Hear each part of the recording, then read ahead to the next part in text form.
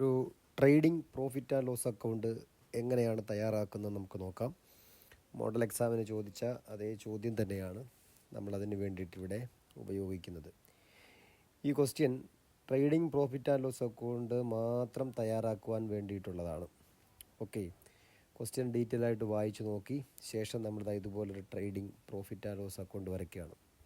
നമുക്കറിയാം, 2 അക്കൗണ്ടാണ്. അതിൽ ആദ്യം നമ്മൾ തയ്യാറാക്കുന്നത് ട്രേഡിംഗ് അക്കൗണ്ടും രണ്ടാമത് നമ്മൾ തയ്യാറാക്കുന്നത് പ്രോഫിറ്റ് ആൻഡ് ലോസ് അക്കൗണ്ടുമാണ്.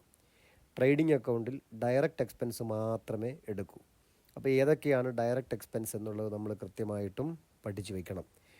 പ്രധാനപ്പെട്ട ഡയറക്റ്റ് എക്സ്പെൻസുകളെന്ന് പറഞ്ഞാൽ വേജസ്, ക്യാരേജ് ഇൻവേർഡ്, പിന്നെ ഫാക്ടറി കൂട്ടി വരുന്നതൊക്കെ തന്നെ ഡയറക്റ്റ് എക്സ്പെൻസാണ്. അപ്പോൾ അത് പ്രത്യേകം ശ്രദ്ധിക്കണം. ഇവിടെ നമ്മൾ ഓരോന്ന് നോക്കുകയാണ്. ആദ്യം ട്രേഡിംഗ് അക്കൗണ്ടിൽ വരുന്നത് എന്താണ്? Opening stock, then purchase return ഉണ്ടോ എന്ന് പരിശോധിക്കണം. ഇവിടെ പർച്ചേസ് റിട്ടേൺ തന്നെ ഇല്ല.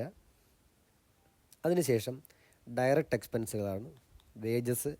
വേജസിന് ഒരു അഡ്ജസ്റ്റ്മെൻ്റ് ഉണ്ട്. വേജസ് ഔട്ട്സ്റ്റാൻഡിങ് എന്ന് വെച്ചാൽ വേജസ് ഇനിയും കൊടുക്കാനുണ്ട്.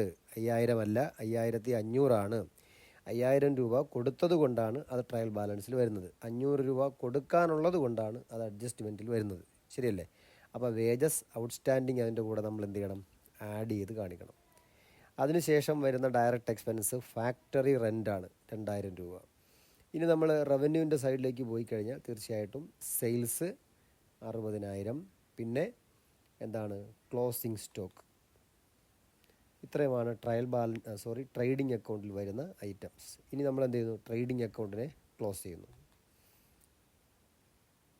ട്രേഡിംഗ് അക്കൗണ്ടിനെ ഇതുപോലെ നമ്മൾ ക്ലോസ് ചെയ്യുമ്പോൾ നമുക്ക് ഗ്രോസ് പ്രോഫിറ്റ് കിട്ടും, 16500 രൂപ.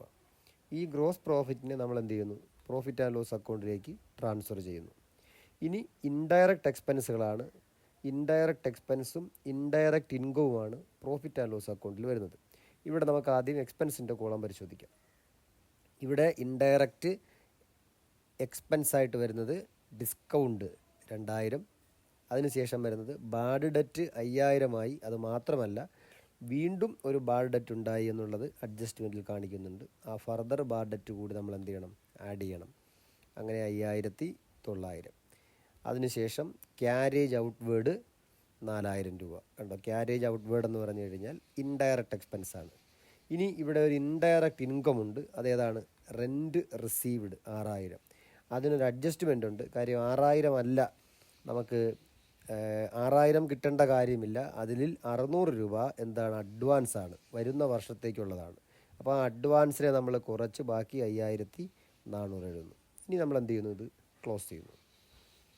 നമ്മളിതുപോലെ ക്ലോസ് ചെയ്യുമ്പോൾ നമുക്ക് നെറ്റ് പ്രോഫിറ്റ് 10000 രൂപ കിട്ടും. ഈ രീതിയിലാണ് നമ്മൾ trading profit and loss account തയ്യാറാക്കുന്നത്. ഓക്കെ.